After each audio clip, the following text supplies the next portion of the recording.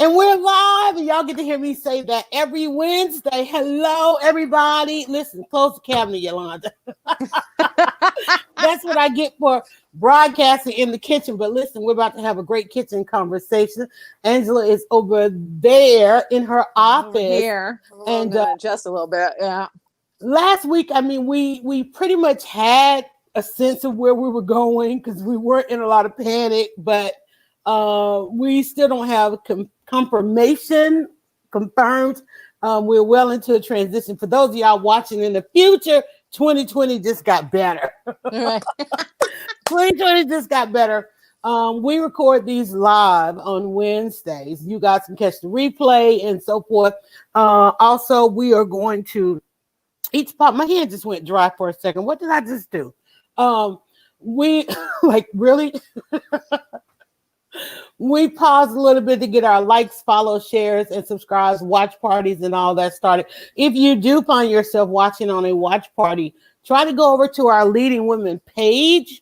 Hopefully I have it shared there.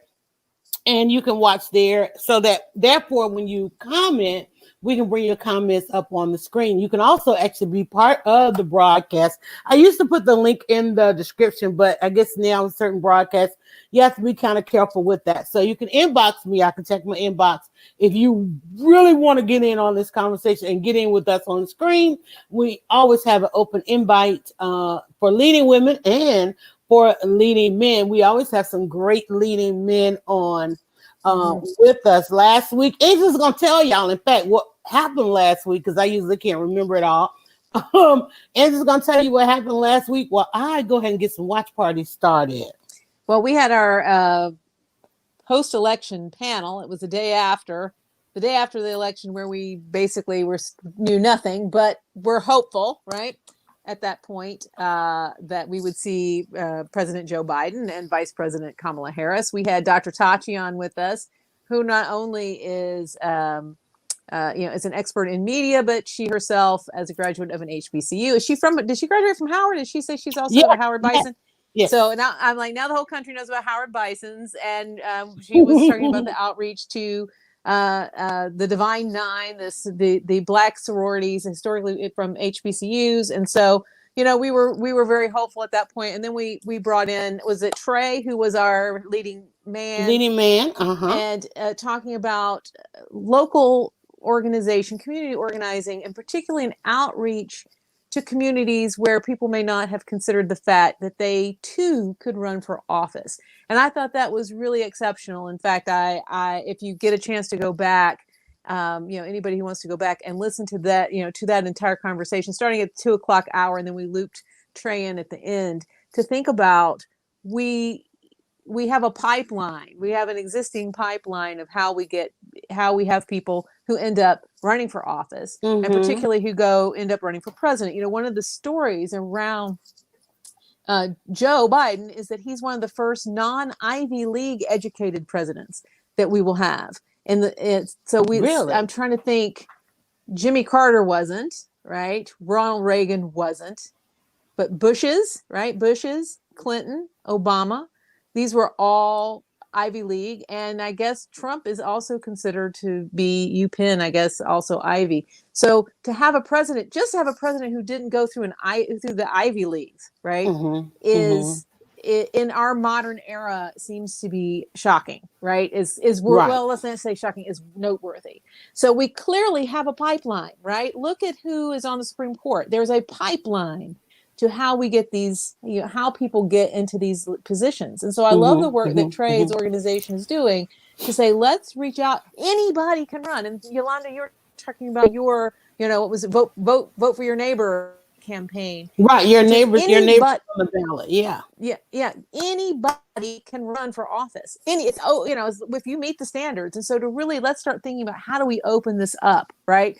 Because you look at somebody like AOC, who did not come up through the system, and look at what an impact she's having. So I really hope that as we see, I think this is why, it's cliche, representation matters. But as we see people who have not been through these systems, now Joe Biden is God, he's an old school Politico, but look at Kamala, who is, every kind of diverse background at play, and how we can start to see ourselves. Hopefully people can see themselves starting And to that's reach what we out. want. That's what we want. I Yeah. remember starting in community organizing in my 20s, and virtually literally right out of high school. But then people always had a sense of they couldn't resonate with who actually was doing the work.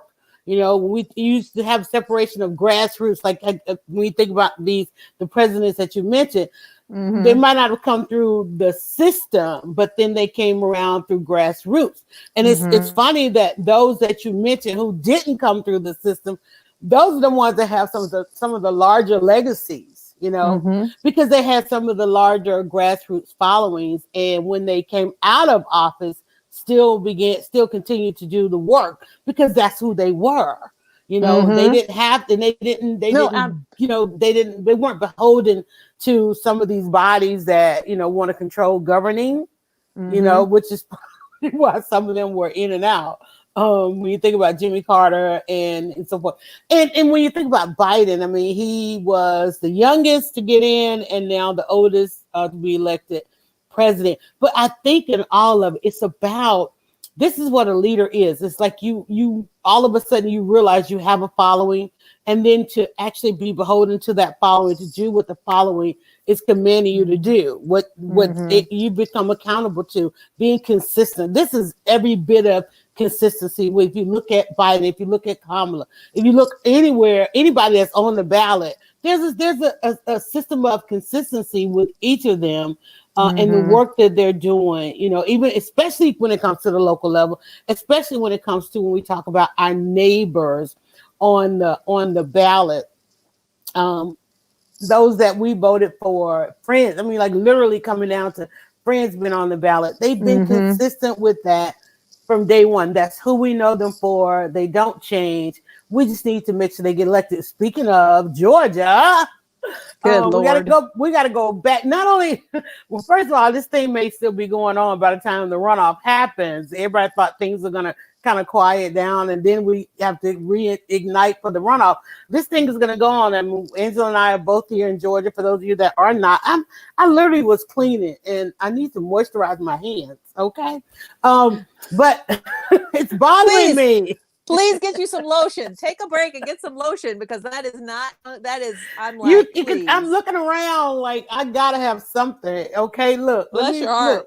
Let me rub some of this stuff on there, which I want to talk about that. I want to talk about the soap. I was actually doing some cleaning, and I might have used something too harsh on my hands. But anyway, yeah, go ahead. Belinda says, love the cool glasses working. I know I was out yesterday. And I've been trying to find some new glasses, because you have to have 1,000 pair these days on from all these different devices. But let's do this. Let's talk about this. You had me pour a glass. Wait, before we get into Angela's gonna do something, guys. Because here's my bottle. I'm pouring. Oh wow! Somewhere, look, we don't even know the exact date, but somewhere around this time last year, Angela and I decided this was going to continue after an amazing summer. I lost you. I hear you, but you froze, but you're coming back. There you go. Okay. Here I am. Angela and I decided that we did a summer of becoming a podcast. Then we decided to become a broadcast. I think that's the anniversary where we are, is that maybe somewhere around a year ago, we became a broadcast. And we made it through. Well, we're still going through the pandemic. We found a location. We were broadcasting in the same room, and then the pandemic happened, and so here we are. And man, we made it, Angela. Yeah, there we go. Clink, and yeah. So we're celebrating that. And y'all, if you did not catch some of those first episodes, they were mimosa heavy. They were mimosa heavy. That will be our next podcast, called Mimosa Heavy, and where we just get tipsier and tipsier as it goes, and oh my God. And we had big bottles, and we were on Sundays. We were on Sundays.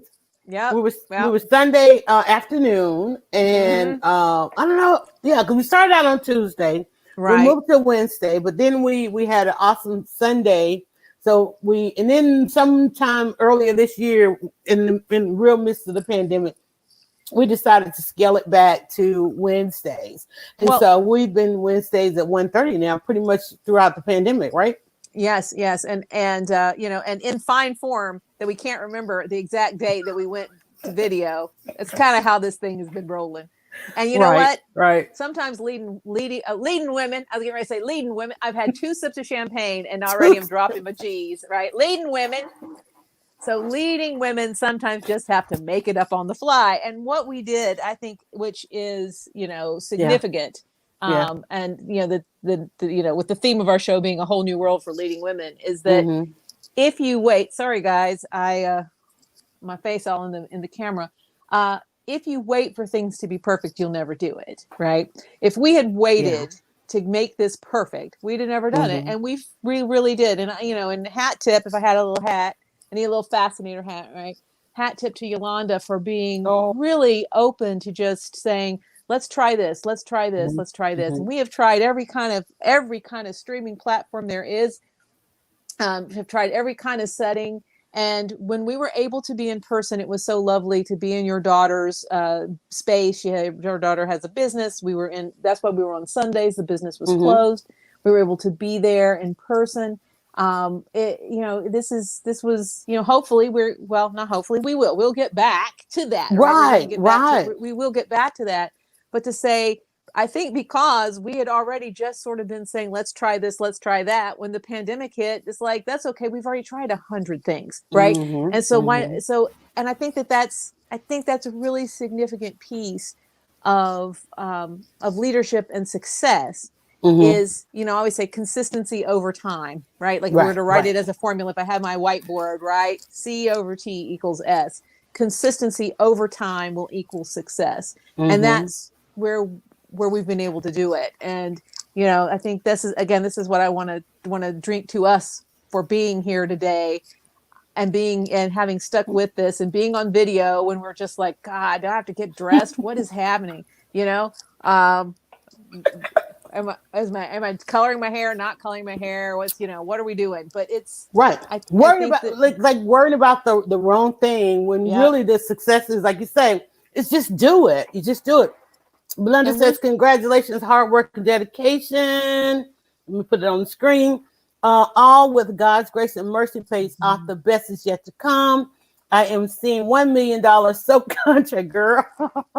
Thank you. In the name of Jesus. Okay, listen. Thank you so much. Belinda has been such a blessing on what we're doing with the soap. And again, my daughter, her salon has grown. I mean, she's actually probably in the space that we were in. It's probably 3 sizes that space, if not 4. Now the salon that she has and has grown and expanded in this pandemic, and is actually located off the East-West Connector. It's called Eyelash Her. Shout out and plug. So maybe when we do get a chance, and I've been thinking about us maybe doing something, even if we have to mask up, maybe in a small group, because you know one of the things that we've always done. You come from events, I come from events. So it's been hard. It's been hard for us because I think for you and I both, we like being there for other people. And that's just who we were. We probably should have capitalized a little bit more off of everything that we did, but we were there in service, you know, and I think if you and I think of either of us, and we said we were going to kind of even talk how we came together one day, but I know you wanted to expound on that, but just what we have done before now and after now, and where we go. I think people are starting to get excited a little bit more about 2021. We hear, you know, okay, there's a vaccine coming down the line, but even with that, whether or not we do another quick shutdown just to get a handle on it and get people inoculated. And here's the thing too. Well, I wanted to talk about that, the inoculation, because one of the things I was reminding a friend the other day, I said, do you remember during the Obama administration, we had a practice drill in my neighborhood, a drive-through practice drill in case the world needed to be inoculated, right? So when we talk about this pandemic, you have to, somebody's got, I don't know who has to face the facts is that this has been on the horizon. We've just had administrations prior to now who worked to keep it from happening. And unfortunately, on Trump's watch, as well as around the world, and I won't even say all of Trump, but on Trump's watch, this thing happened. And so therefore, here we are. But let's go back because we didn't really get a chance to celebrate last week when we were on. And a lot happened. I mean, like a lot happened. There's so many firsts in this. Yeah. You know how I feel whenever we have to say the first this or the first that. We also have to talk about those who were forbidden, because you can't have a first unless there were those that were forbidden, because brilliant people have been among us all the time. Brave people, courageous people, challenging the norms, the systems and so forth, have been with us always and forever. First of all, it's Veterans Day. Yes. So thank you for your service to all of our veterans. You know me, I'm what do I want to call it? Not that I'm not a historian, but I love looking back to World War II. I love the stories, the theater. That's just a time period that draws me in each and every time. So of course, when I got ready to post my not happy, but commemorative of Veterans Day, I went looking for Black female soldiers, something I could post. And I found this amazing photo. Okay, Angela got a sippy. Found this amazing photo of a group of Black women before they were headed off to what they call embarkation. And so they were just, I mean, they were getting ready to go off to war, but the smiles, the camaraderie, everything is coming through on that photo. You got to imagine coming out of the world that we were in then, given this, uniform that's absolutely amazing. They were getting ready to leave America. Okay, you got to know what America was during that time and go around the world and to be of service. And women who were in the service, they had varying kinds of jobs and things like that. But again, they were the first. And this was the first generation where women actually got to go within, I think, World War II. So there was a lot going on with America during that time. We were in the heat of, in the throes of all kinds of movements, civil rights, gay, and otherwise. A lot of movements were going on during that time. So want to thank everybody again. Thank you for your service. And of course, we are military family. In fact, Belinda's husband is a veteran, my cousin. And my son is currently serving.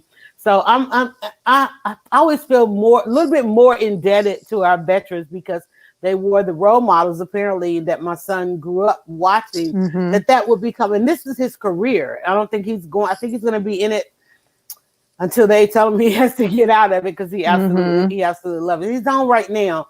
But of course, any minute their plans change and they get to go back off into the world. So thanks for that. You want to make a statement for the veterans, and then we talk about women's suffrage? Yeah. Okay, go ahead. No, absolutely. And I think it's nice that we have, take a moment today to thank our veterans for what they've done. A good reminder that I posted something on Twitter I saw, which I already knew, but I thought was a good reminder. Every war, starting with the American Revolution, has had Black soldiers.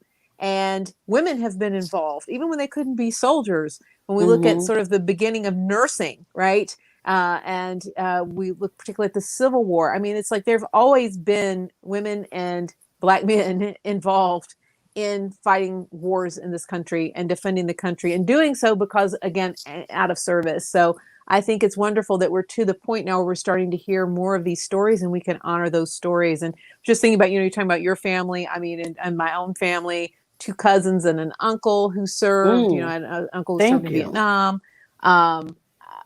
We had, I had a long-term romantic partner who was in, I'm old enough, he was in the first Gulf. So, I mean, I was just thinking, as you're talking, like, doesn't every family have somebody, right? It's like, and especially when you talk about the Gulf War, the first and the second, because there was so many casualties, and that's when you think about the legacies of our presidents, I think George Bush will always, and I always, in this Trump thing, you know, people always ask who was worse, you know, Bush or Trump, right? Because Bush, you know, the bar on Bush, right? But I could always say Bush was worse. Trump, highly offensive, but because of the loss of a life during the Bush term and the Clinton terms, and people outside of the military probably don't remember that, but I just remember because it was our generation that fought in those wars. And we're talking about the wars that happened prior to and then immediately thereafter 9/11. And because, you know, again, those were our friends that fought, and it wasn't our grandparents, you know, it wasn't our parents. Those were our friends, our people that we grew up with that fought in those wars, and they were very mentally draining. You know, because it was one of those wars where we just didn't have a clear, and it's kind of like Vietnam, didn't really know why we were there, why we were fighting. You know, you thought, well, okay, 9/11, America was attacked, but that didn't even coincide with 9/11 the way that it was supposed to. So I always wonder about George Bush, and you see what his respite is after office. You know, he doesn't really have like you know, you don't know what George Bush Jr., George W. Bush, you don't know what he really stands for. You don't know what his platform is, you know, if he has one. He literally went home to paint. And for those of you that, I remember reading his book, and it was just a lot about the difference between himself and his dad. And he was kind of he was more of a mama's boy than anything. And I don't think he even really wanted any of that, just legacy, you know, dude, your legacy, you have to do it. Now, and I imagine somewhere down the line, there's another Bush. We know the brother, but something about the brother that didn't fit well into with the dad and the other brother. Right. So it's interesting there, but you got to imagine another Bush would love to carry on that legacy. We're already hearing that the Trump kids might want to follow in that legacy. You know what I was thinking about while I was in the shower? And I don't know where my story was going, but you know what I was thinking about while I was in the shower? I was thinking about the Trumps, and I was thinking, man, there is never going to be a day where we see them do something humbling. There's never going to be a day where we see them take the high road. There's never, I'm talking about Trump, I'm talking about Melania, I'm talking about Ivanka, I'm talking about those dreaded sons of Trump. I mean, and these are two dreaded men. Like you talk about sins of the father. Yeah. Oh my God. There's never going to be a day. And then I got to thinking about all the things that Trump has done leading up to now, and everybody like was still waiting for some humbling moment from this man. And I will say, I thought once you become president and you realize, you know, there's a world that you are responsible for, that something will have some kind of impact. Think about it. In the 4 years that this man has been in office, there has not been a moment yet to humble him. And all that we've seen and all that we've done, we have to do a national day of mourning. I was thinking about Veterans Day, and Biden went live, and the Biden page or whatever went live, and I'm thinking, man, one of the things that Biden and Kamala will have to do is retroactive celebrations, retroactive commemorations. You know, Trump had been wanting this big military parade. It's Veterans Day. You're on your way out.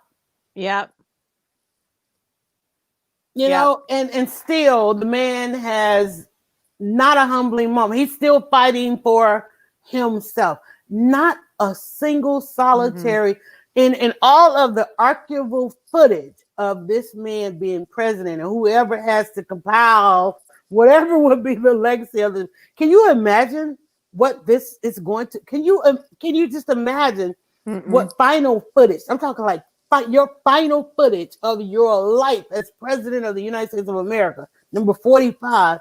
It's going to be the worst ever seen. And remember, he tried to do a video, and they said, "Wait a minute, he's using video from Russian planes, and Right. like, Right. remember that? I'm like, Yes. somebody somewhere has to compile books and his not never mind history books, but his documentary, his legacy. It's like, Well, and no, you already know as a former president, he's not going to be invited to anything. no, he will never be invited to anything. And it's Anything. like, mm-mm. And even if there's a Republican president, they're not going to invite him. And it's just Mm-mm. like, but it's true. And this is, this is a good example to say that humility, you think that a person can be humbled. Mm-mm. You can't. A person has to have humility, right? And sometimes that humility has to be brought out, right? But if you've got zero humility, and Mm-hmm. it's funny, it's the term modesty that I think about, and this goes back. This is one of these terms that in English has kind of become misapplied, and like Mm-hmm. particularly what sort of the original term of modesty meant, more along what we think of as humility, right? Being aware of your Mm-hmm. own limitations, right? And so to be humble, you have to have a degree of modesty. You have to understand that you have limitations. And to your point, you think, and this is what everybody thought, even though they knew Trump was going to be a disaster, is that when you get into that position, that you will become aware of your own limitations, right? And Mm-hmm. Mm-hmm. he will never accept that he has limitations because he is so afraid of limitation, right? He thinks he'll die if he ever admitted he had a limitation. But all human beings have limitations, right? So this is how we end up with with someone who has a psychosis, neurosis, whatever, right? Who Mm-hmm. has a pathology, is that he'll never be able to admit he has a limitation. So that's why there's always going to be blame, blame, blame, blame, blame. Yeah. Yeah. And so, to say that that's very interesting. And, honestly, where what my prayer and meditation has been as we have been going through this process and trying to not lose my mind. And I felt terrible starting from Thursday through yesterday. And I talked Mm-hmm. to one of my doctors, and she says, I'm really seeing this. And it's basically just an adrenaline crash. Everybody's just Mm. been, Mm-hmm. like this. And You mean from the election from or the the year? election and Okay. from the whole thing, right? And Okay. culminating in the election. And so, like I was just so exhausted on Monday, I could barely keep my head up. If I closed my eyes, I was asleep, right? And Mm-hmm. so it was a debilitating fatigue. And I have autoimmune issues, and so I think I triggered some of that as well. But it was Mm-hmm. just, so I was nervous. That's why I called my doctor, and I'm like, this is bad, right? I was in bad shape Monday. And she's like, I'm seeing a lot of this, but I'm going to go have blood work, blah, blah, blah. But said it's probably just, again, everybody's adrenals have just been like this. And as we start to relax even a little bit, it's just a big drop. And honestly, this is not her. This is coming from me. I think January 21st, half of America is just going to lay down and just be like, We need a national and day. We need we a do. And national day. as you say that, I would love for January 21st, 2020, 2021 to be a national day of mourning. January 20th inauguration, let's immediately have a national day of mourning because uh, because of where we are and what we've been through, and Mm-hmm. everyone has suffered, everyone in the globe has suffered. But when we look at the numbers, the COVID numbers are just going crazy right now. And we're approaching 250,000 American dead, and not one time has our president. And I will. This will be my. Let's transition into the rest. But this will be my statement on this. I knew Trump not to look to Trump for anything, but Mm-hmm. when would it have been in late February, I guess, when we had the 15 cases were here, right? Mm-hmm. Mm-hmm. And we had the cruise ship, right, full of coronavirus patients, but 15 patients. And it's that press conference where Trump comes out and says there's only 15 cases and it's going to be gone. I typically do not watch Trump, have not watched Trump. I can't stand his voice, can't stand his face, right? Mm-hmm. But, you have to be aware. I will never watch him live because I don't even want to watch it. But that day, when I realized coronavirus is here, we need the Obama Ebola protocol to kick in.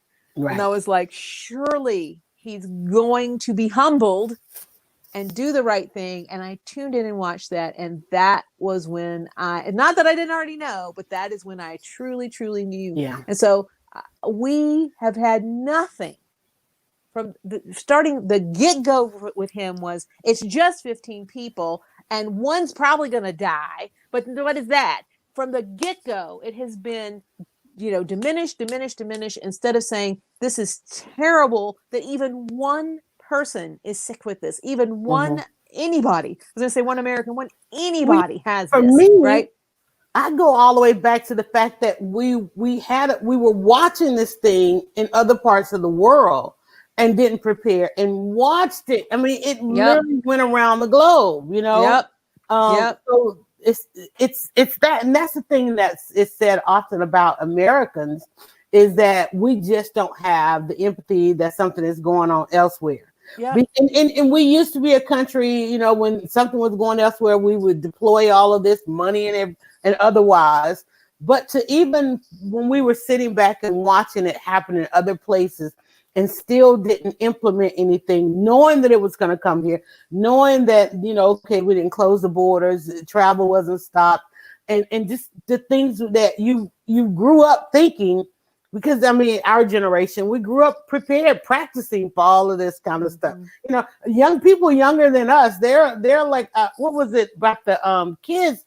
They were talking about the fact how bad it is that kids have to practice active shooters. I'm like, we had to practice active bombings. Okay, Yeah. So, and not to even say that to the next generation, like getting them to understand, it's like every generation has their thing. And I'm going to always allude to that because I just can't stand seeing people thinking that they're the only ones that something like this is happening to. So when we didn't prepare, when it was across the pond or just overseas, knowing that it was going to come here, because we're just that as a country, we're just that disconnected, and I was concerned because I had family overseas, right? But when you think about the majority of Americans or those who identify or how we identify in this country, because when you do come to America, you got to identify as one of two things, right?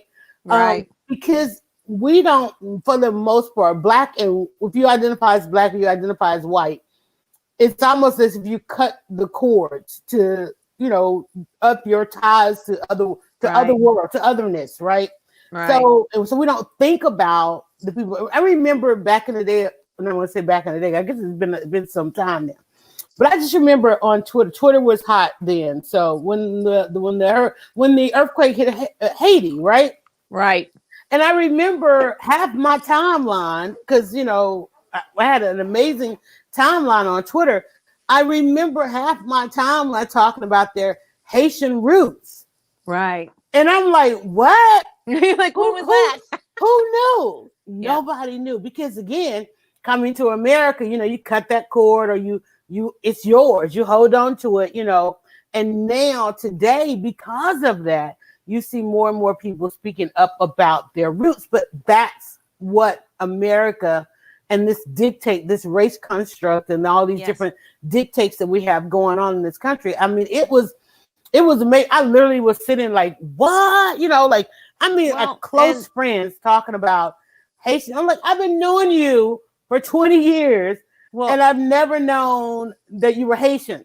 Well, consider the degree of prejudice against Haitians in this country. I was, I spent a period of time deeply involved in a Haitian community. I had very good friends, and I got to go to Haiti. This would have been, 20 years ago.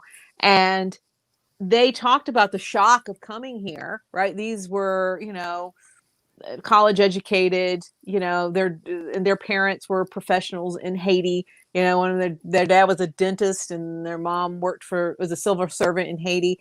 Middle class people, and coming to this country, and the pejorative was, oh, you're Haitian boat people. Remember, this was a big thing, and that Haitians have AIDS, and so I understand if anybody who had Haitian background, particularly 20 years ago, would have been reluctant to say, because we had this extreme prejudice against Mhm. Haitians.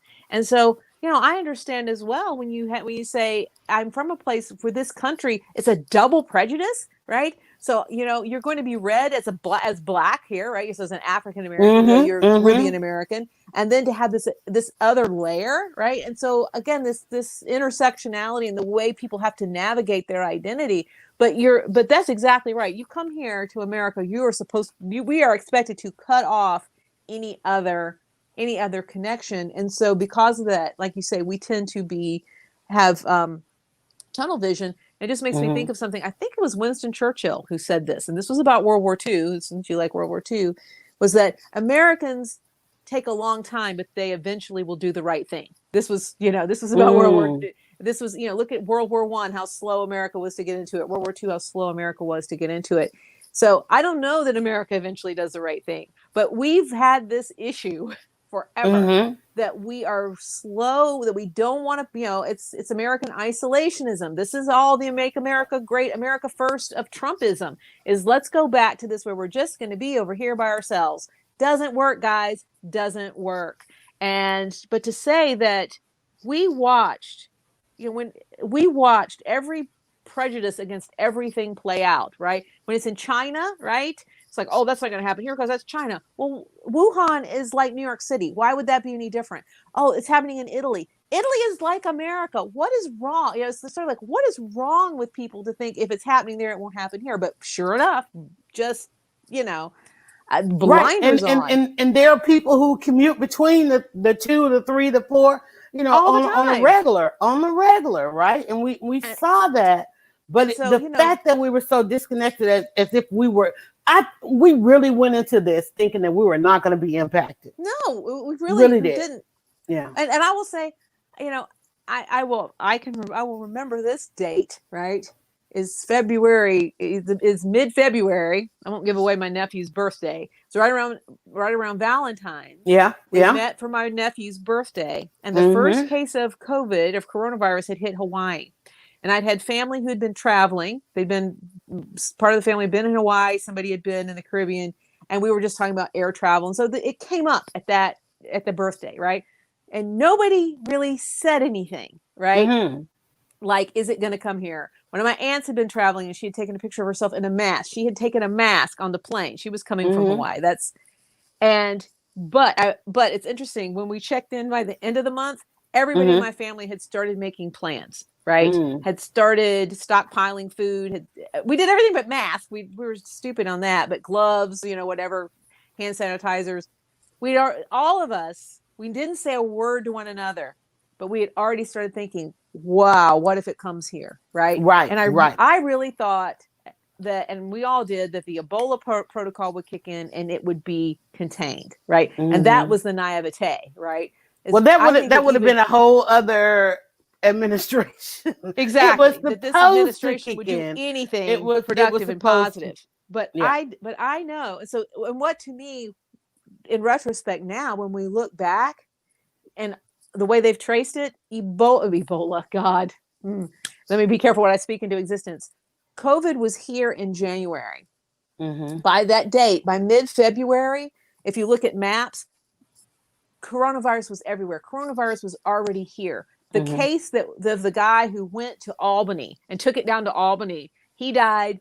So many people died. That was already here in Atlanta. When my family was meeting together, it was Already already here. spreading. Because It was already people spreading. still to this day say that they felt like they had it last November, last December. Belinda is saying that was serious, that her son is responsible for dealing with issues like that. There is a major protocol you must follow to including quarantining everyone on that ship, and that ship can't dock and no one can leave the ship.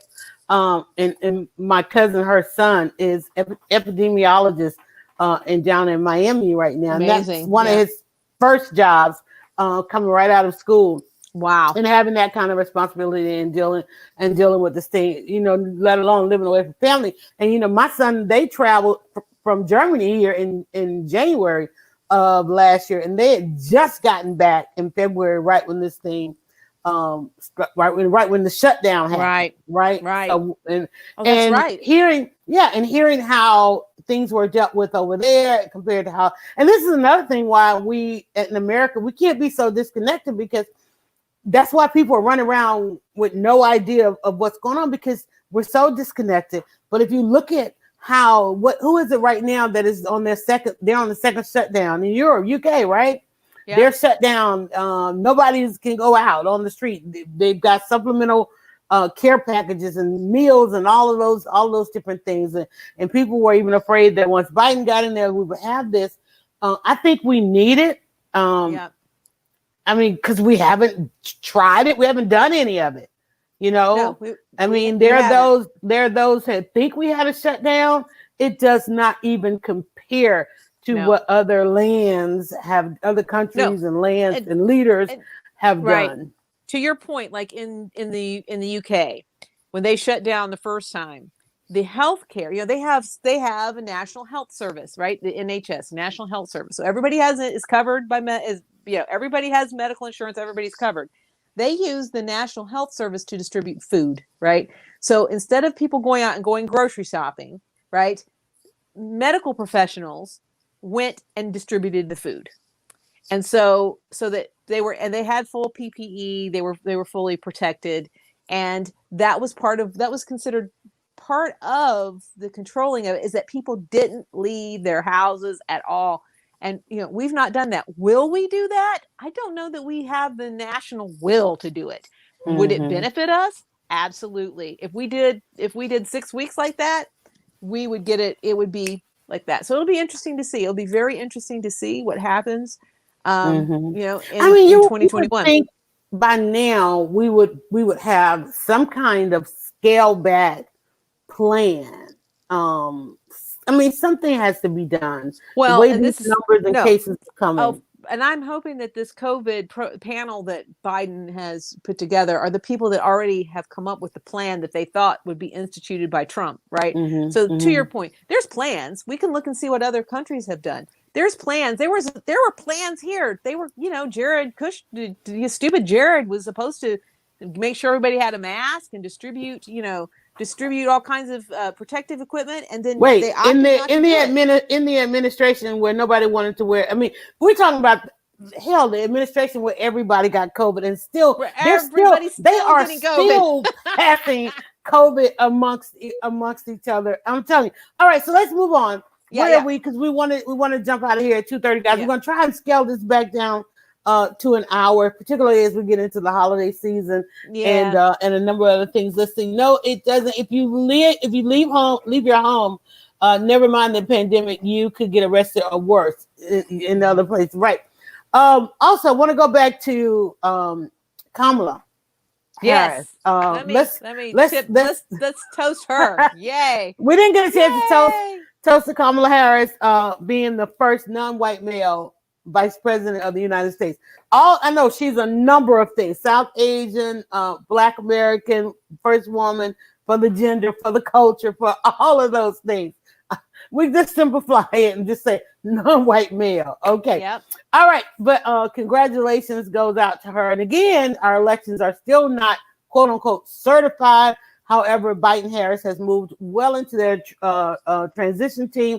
Leading Women Weekly is on the press list, so we're getting the daily updates. And honey, if they roll to Georgia, I will be sure to keep an eye out for us to go out and put our mask PPE on and be there. Yes.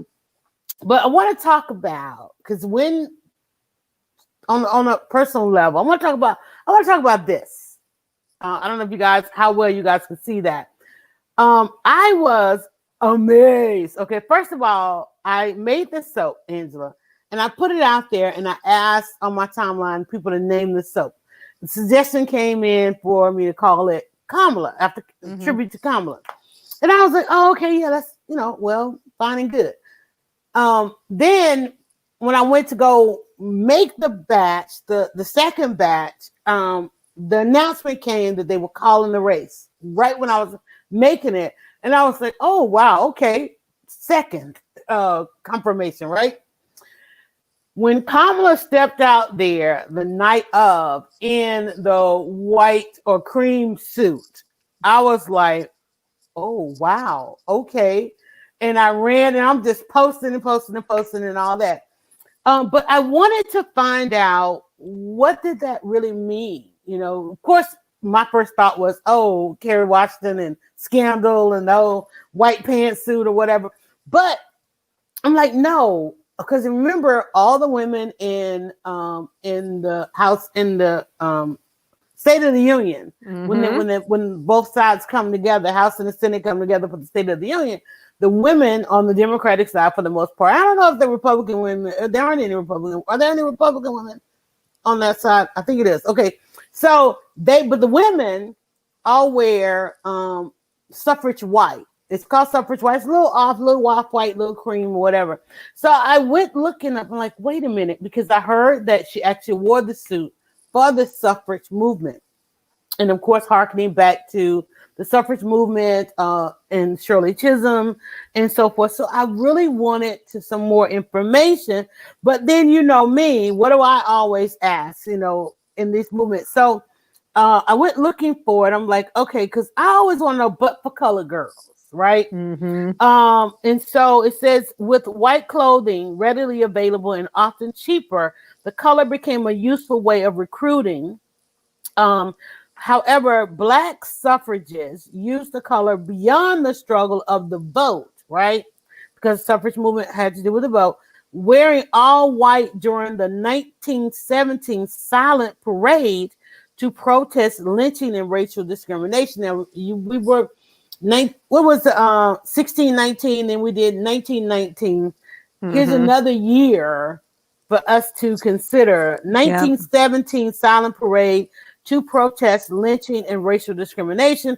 African American and working class women used the color white not only to support the suffrage cause, but also to show their own respectability in the public sphere and say, we're pure, we're moral and respectable women, which is something Black women did not have in public discourse. And these are comments by and I guess somewhere up in it earlier it tells you who Rabinovich Fox is they're talking to here.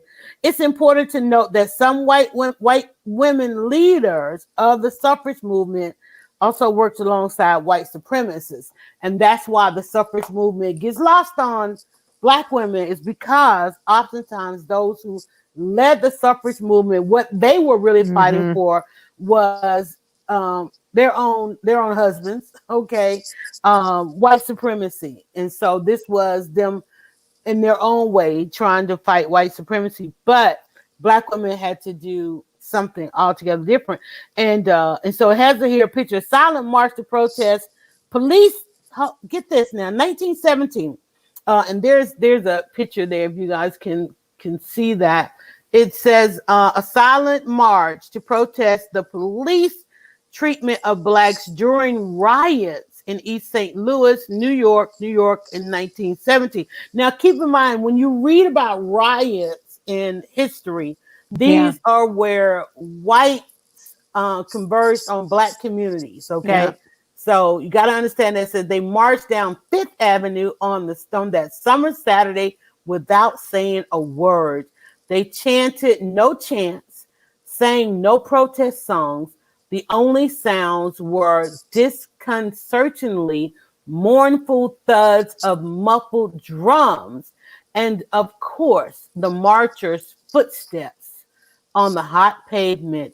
It was a parade of silent protest. And we saw in the George Floyd a lot of the silent protests. And a lot of times we don't know what it harkens back to. You know, so I knew this is something that's important, but it seems like I was missing a little bit in trying to understand why even something as simple as this particular soap was trying to come through me. Keep in mind, I'm a spiritual person, okay? Yes. So it wasn't just that, oh, here, let me make this, I can capitalize off on this and the other. And it's like, when I'm doing something, something. There's a whisper, and you and I have talked a lot about the Whisper Network, right? Yeah. There was something else trying to come through this when I was working on it. Like, for instance, the first batch. Why the first batch didn't work? Why was I then making a second batch? Because a lot of times I'm like, okay, that don't work. Go on to something else. I'm like, no, I got to try to get this right. Why the need to get it right? And then also wanting to contribute it to something and donate, and all those kind of things. It's trying to understand that. Blenda is saying that is okay. Let's see. That is what. Hold on, guys. Got new glasses on. They got to make it blue. Okay, that is what white in the religious community. She's typing fast over there, y'all. It is symbolic of purity and respect. It was, and that's why they wore white. If you think about in church, Right. You always had like I haven't been to church in a long time, y'all. The usher board. The usher board and the women in the church, they always wore white. Nursing, my mother was a nurse. And only within her last years of nursing did she even choose to. I don't think she never chose to wear another color. She was not, even her scrubs were white. Even when she came out of the white stockings with the big white shoes. Right. I was walking in the hospital the other day, not the other day, Lord forgive me, but and I was walking down and I saw this uniform. And that's the uniform that my mother wore. And she, even when they could wear all the colorful scrubs and things like that, she always remained wearing white. And I wish they would go back. I really wish they would go back to wearing white, because you especially, and that's what I was thinking about in the pandemic, because of COVID. I really wish they would, because then that person getting ready to work with you or on you, they're clean, because they have to bleach that stuff, right? Right. That's why I was surprised that I wish they would go back to wearing white, though. But let's talk about this. Let's talk. Well, we're getting ready to get out of here. Well, we'll take a few minutes and talk about this. And I think that to understand that it's going to be refreshing to have people in power who understand history, right? And that Kamala understood the history of what she was doing. Like I say, everything about that was completely thought out in advance. And to honor, like you say, and to honor the history that came before, and to say that yes, there was a black suffrage movement and a white suffrage movement, and that there was overlap, but there was definitely damage done by white suffragettes to the black suffrage movement and to black women in particular. So Kamala bringing sort of, saying, okay, let's bring this back around. But this is, 1920 was when women got the vote. So the hope had been, to me anyway, is that that for 2020 we'd have a woman as president, right? For the 100-year, wouldn't that be a beautiful echo? But the female vice president, I'll take it, right? So 100 years is not that long. My grandmother is still living. She was born in 1914, so she will be 106 in a couple of weeks. So she was born before women had the vote. Now, she was too little to be voting in 1920, right? The amendment being approved in 1919. But there are people alive. There are still women alive that were born before women, and particularly white women, could vote, right? Now, we've already been through this thing that if you were born, prior to 1964, that you would have been, that there were Americans who did not have full voting privileges until we had the Voting Rights Act. So, let's honor that. But, but particularly in general, as women, this has been, 100 years is not a long time. And so, although it's an incredibly long time. But if you think about it, you're saying your grandmother, that's 3 generations. Yes, that's it. And I think that's what gets lost on people when we talk about it. And that's why when people are passing on, trying to get everybody to understand, that this stuff is not that old. This country in and of itself is not that old. And we're having to. How do you feel when you hear like Biden? And it hits me because I really want him. I really want him to be a little mean, But how do you feel when you hear them come with such a uniting agenda? Yeah. already saying, for those who didn't vote for him and so forth and so on. And you're like, no, it's our turn. It's ours now. You want to be like, to heck with them. Yeah. But that's just not who we are on this side. Well, that's exactly right. That's not who we are as Democrats, and maybe we need to be meaner. But also, this is what you want the president to say, right? Right. He's a traditionalist, right? Is that we're going to unify, right? However, I saw something that I thought was really excellent, and someone had shared with me and said, I'm not interested in talking about unity unless we can talk about racial justice, right? And so unity is okay, all day long, but unity does not mean forgetting overlooking, right? It doesn't mean overlooking what's been done wrong. It doesn't mean a lack of reparation and reconciliation. So I think that again, it makes me a little uncomfortable, right? It's like, okay, this talk of unity sounds like we're just going to overlook the last 4 years. Well, then are we overlooking the last 400 years, right? It's like we can't. This is what we've been doing. This is what we've been doing in the name of unity. We've been asking. This is where we are. We've been asking groups of people in this country who have been put upon, right, and who are suffering and who do not have full rights to just buck it up, right? Take one for the team, and we're going to get to you eventually. And what happened, and I think this goes back to 2016, is that everybody, one of the attacks on Democrats was that we got too involved in identity politics. I would say all politics are identity politics, right? It's about who you are, right? But it's because we've told all these groups, Black, Latino, gay, trans, women, we've told everybody, just wait. And everybody's like, I'm tired of waiting because nothing is happening. And look at what Black Lives Matter was able to do. When they just like, we're not going to wait anymore, right? We're not going to wait anymore. So I really hope that this talk of unity is to calm everybody down, right? And there's a way to be united. I would like to believe there's a way to be united where we correct the wrongs, right? And that we honor, let's say our National Day of Mourning, we honor those who have suffered, we honor those who has not been done right, and that we repair, right? That we restore, restorative justice, right? That we restore, or to the best of our abilities, that we restore what has been taken and lost. And so I hope that that's where we're headed, because I'm with you. It makes me a little uncomfortable because I feel like, particularly, it's a white thing to say, okay, that fight's over, and we're just gonna all be friends and move on, and move on. Instead of saying, no. We have got to address what's at the root of this. If we don't, we're going to keep repeating this. And, we will have another Trump. We will keep going through this until truly white people are just simply outnumbered in this country. And that will happen. That's going to happen. The problem is, will somebody else step in, as whiteness is a very fluid category, right? Right. And that's the thing I think we have to talk about. Right. And do you have Latinos who now are adopting whiteness? Do you have Asians who are going to adopt whiteness? Wait, stop. We got to talk about that. Oh, I was going to say, we did not talk about Eva Longoria. Ava. And yes, she has apologized. Apology accepted. I'll say that. But that was a bit of whiteness.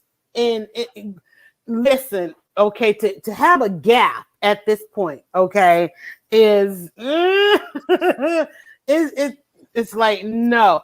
But that's been there, and even I tweeted, I'm like, well, hey, just thanks for letting us know, because I think Black women at 91%, and 91% for the second time, third, fourth, fifth time. I think that we need to look after ourselves a little bit more. Thank you to all the allies and the allyships and all that kind of stuff. But that right there, I was like, I remember one year watching. This is when I think I got it. I remember one year watching the Oscars or something like that, and there was a category that came up, and it was all kinds of women. It was I don't know if it was particularly one of the female categories, but I just remember looking at the nominations, and this wasn't one of the main categories. This was one of the others. And I remember looking at the diversity in that, and I was thinking, man, no matter the winner, all these people are dreaming. I didn't say somebody had to lose. I just like, wow, all these people are dreaming. So to that, I understand that everybody has this arc that they're trying to cross over. I understand that. And we understand that that arc is oftentimes held up by a lot of these systems of oppression in this country. But at the same time, we've got to stop where those that are oppressed are always fighting amongst themselves and never truly pointing out the real system of oppression, the oppression there. And that's why I think, the whole Biden thing is like, it's like giving me the worst kind of sting, because it's like, wait a minute, this country is coming out of 4 years of oppression. This man, Trump, the minute he was elected, called Black women the B word. Okay, and I really wanted to say it, right? And because we wanted equality, we wanted to stop dying at the hands of police. And he said that complaining, the young men complaining on the sports team were the sons of the B word. And not understanding, like, dude, you mean every Black woman? Now I understand he thought that he could just segment us out like that. Like he thought he could segment out, the Central Park Five. He thought that. And I keep wanting to tell everybody, you cannot segment out Black people. We are one, okay? Yeah. And so you will wake up every day shocked for the rest of your life when something happens to one, and we feel like it happened to all of us. So stop doing it. Leave us alone. And you won't have to. That's why Eva woke up like, wait, what do you mean I offended every Black woman? Every Black person. I just made a statement.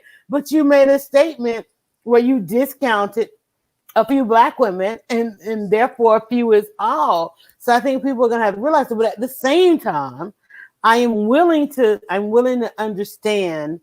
I'm willing to understand. I'm willing to listen, and I'm willing to understand. And I've long since said that, 2020, it's got to be the year to stop being unapologetic. I know that the shirt that I'm wearing right now, I'll bring it down and show you guys.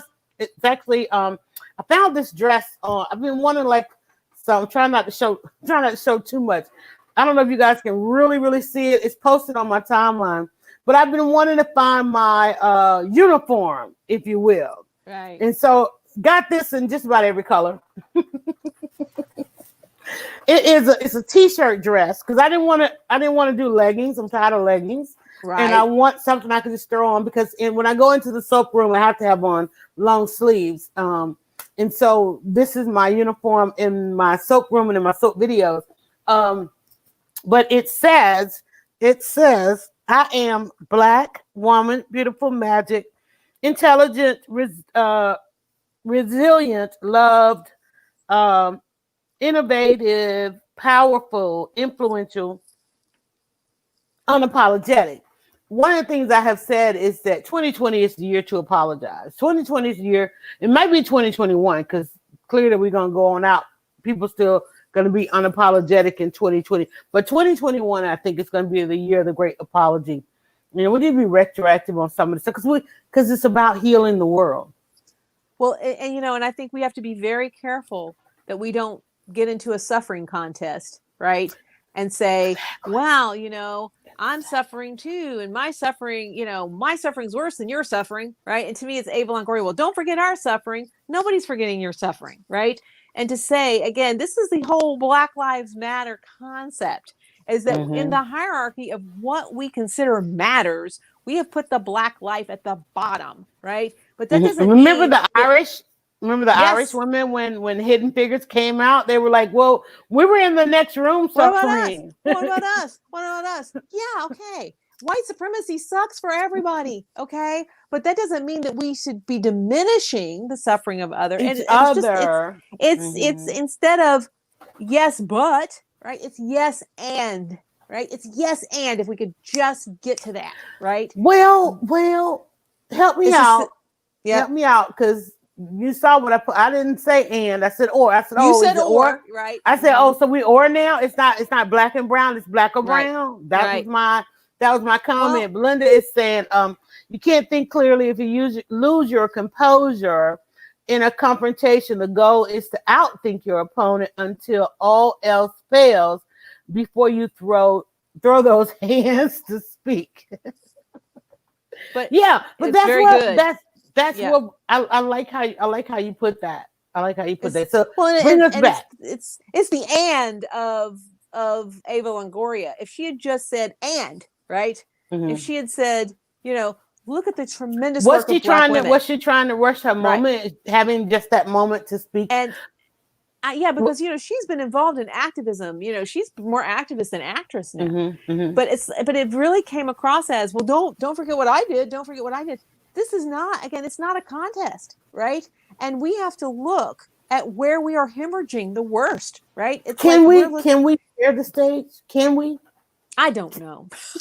I don't know, but but I'm like, I mean, that's legit if though, we could Angela. say, if we could quit thinking that there's a scarcity of recognition, right? That there's a Mm-hmm. scarcity of Mm-hmm. valuation, right? It's like, what is our, Well, it's like, it goes back to what did you say earlier about politics? It's when you say identity, yep, politics is identity. is So identity. she's entitled to talk about because they had their own, like we only lost 8% of black women in this Right. thing. I don't know how many, I don't know what percent Latinx Much women lost. bigger, Okay. much So bigger. legit conversation. Why she wasn't entitled to have that conversation. Well, again, we talked about intended audiences. Go back and watch those episodes, guys. So was it that it's a legit conversation? Was the audience the one that was she not in front of the right audience to say Well, that? and well, perhaps, and also, again, I'm going to say it's the way she phrased it. She really, Yeah, I read and that.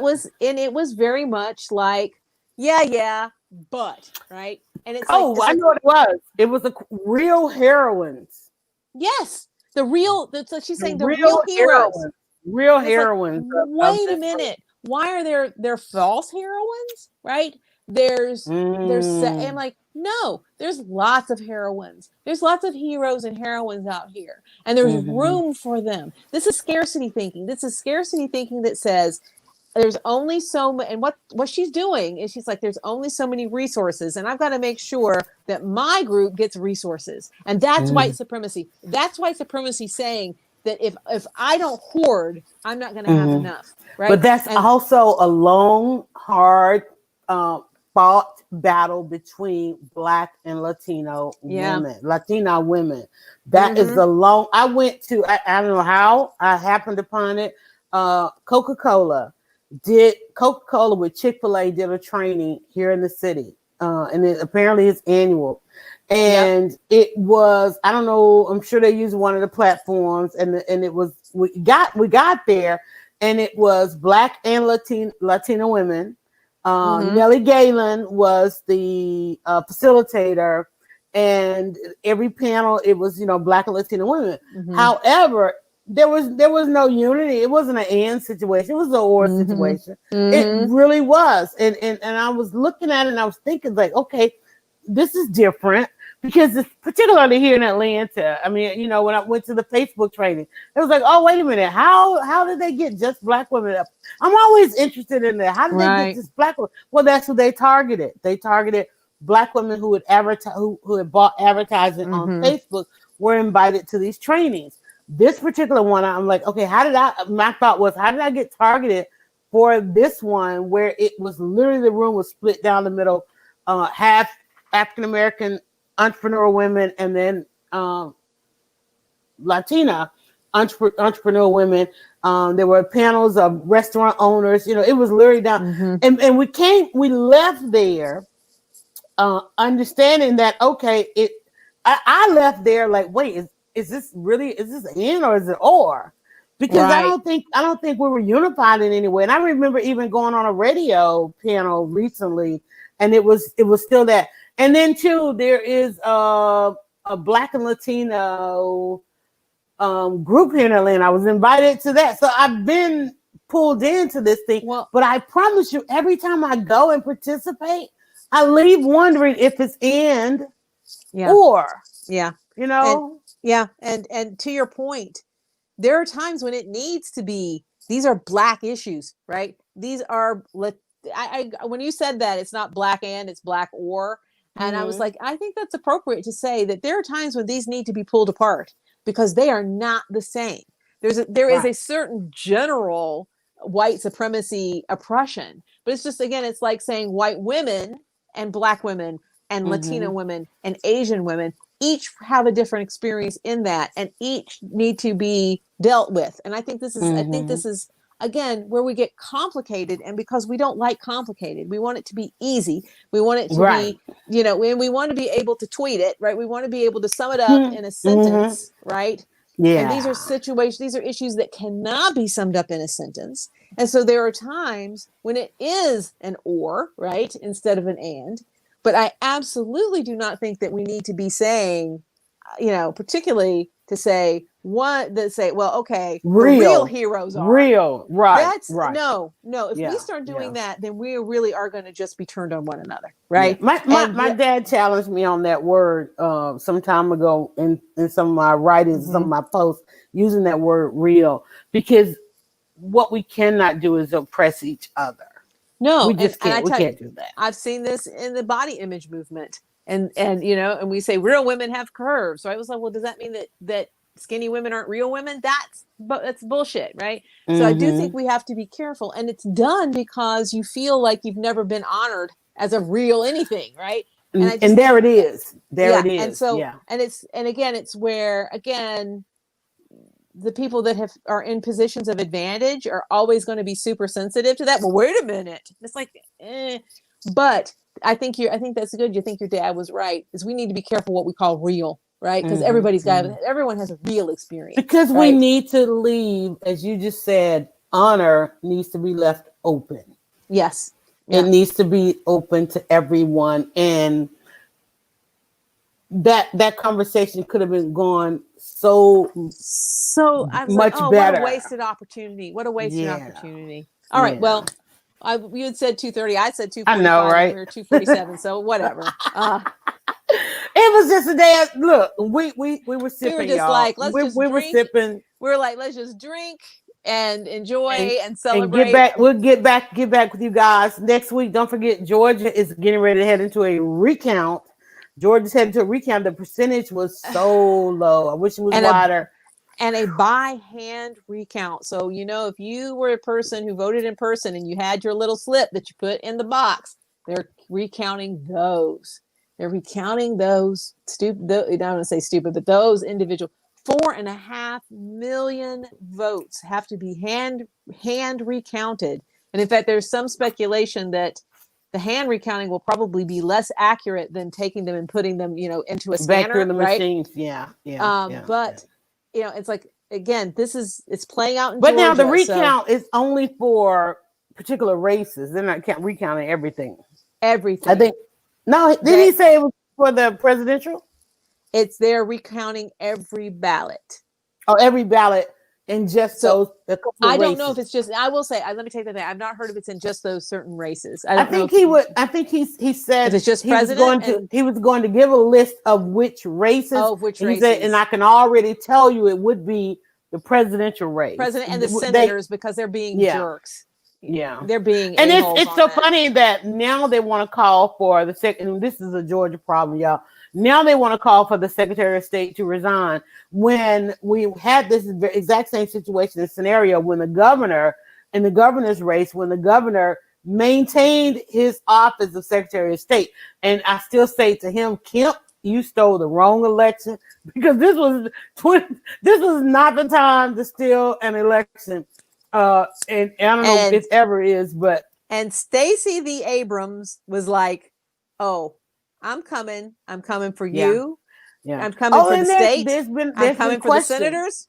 Well, people are asking, because we know, Biden has now the opportunity to pull together the most amazing team. And of course, once we get done with this, we ever get it certified, we have to go right into the runoff. But then also, everybody that wasn't on the ballot this year is on the ballot in the next 2 years. They literally have to spend these next 2 years fundraising and then campaigning. And so the question is, what would Stacey do? Is she planning to, or I mean, she wants to be governor. I think she's. You think she's going to stay and run for governor? Could she not go do a year on the Biden? I mean, would it be beneficial to her to go and work on a presidential administration, then come home and be governor. It will be interesting because if she's going to run for governor, she's got to start now.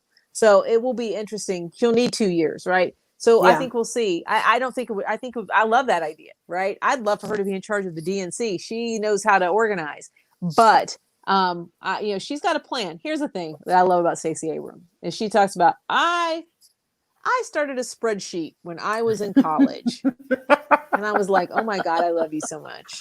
That's a data woman.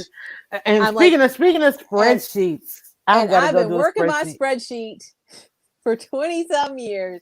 And so I don't know what's on that damn spreadsheet, but whatever we laugh about that spreadsheet forever, right? She's gonna do it. I don't know what's on that spreadsheet. I'm sure she makes adjustments. Well, I told you I have 3 clipboards working now that I have got to now take all of that and compile it into a spreadsheet only because I didn't want to be at the computer. So I've printed out these forms. I got these 3 forms that I use to manage the business, and now I'm gonna go do the real bookkeeping side of things. And I don't want to. No, but those pictures of those clipboards made me very happy. I'm gonna try and get my cousin. My cousin is a financial analyst, and she lives and dreams in spreadsheets. So I'm gonna try and get her to knock that spreadsheet out for me. Right. Because I'm gonna need a full-on pivot table, the if scenarios, and all that kind of stuff. That's it. I'm like if I got to find the pivot table people because I've never learned to do one, and I'm like, when you get to that level, you got to find it. Once they're designed and done, they're the best ever. Because the database is a database. But trying to figure out pivot table, girl. All right, ladies and gentlemen, we have got to go, but again, I wanted to say, don't forget to, Madam VP is our new soap, and it smells absolutely divine. And I made this in honor of our first female, non-white male, Vice President-elect Kamala Harris. I can't wait. We did hear, and like I said, Angela, Leading Women is on the list for getting all of the updates from the Biden-Harris transition team. One of the things that they are planning is to do a full-on inauguration. They feel like it can be done safely. So right now, plans are to have it. I mean, you got to imagine, they can spread out up there. So there's plenty of room. Sure. But you got to imagine this is going to be absolutely awesome.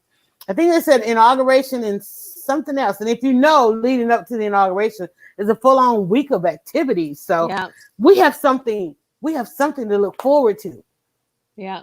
Can you believe that? We have something to look forward to and to be excited about. What is this feeling? What is this feeling? I think we need to go and find our why. We got to find something to wear. Yes. No, we got to find our inauguration outfits. Yep. We got to find our inauguration outfits. All right. The champagne is kicking in. I'm going to put back on my pajamas. Ladies and gentlemen, this has been a great episode of just us hanging out for Leading Women Weekly. Invites are coming back for next week. If you want to be in one of these squares around us, inbox me or I will inbox you. Angela's going to get some great people on as well. You're going to have somebody on to talk about this runoff stuff and this election. We'll keep you guys peeled what's going on in Georgia. I don't know that it's going to change anything, but it's getting hot down here. All right. Everybody have a great day. Say bye, Angela. Bye.